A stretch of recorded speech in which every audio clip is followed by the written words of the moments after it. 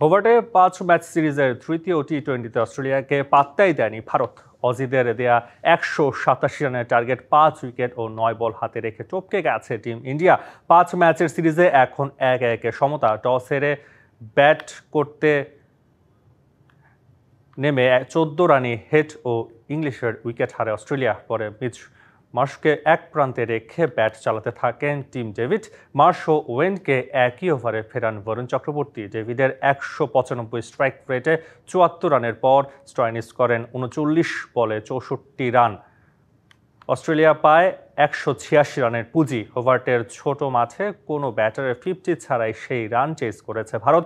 ২৩ বলে ৪৯ রানের অপরাজিত ইনিংসে ওয়াশিংটন সুন্দরই করেছেন মূল কাজ। দ্বিতীয় সর্বোচ্চ ২৯ করেন তিলক ভার্মা। ৫ উইকেটে সহজে ম্যাচ জিতে নেয় ভারত। বৃহস্পতিবার চতুর্থ টি-20তে মুখোমুখি হবে দুদল।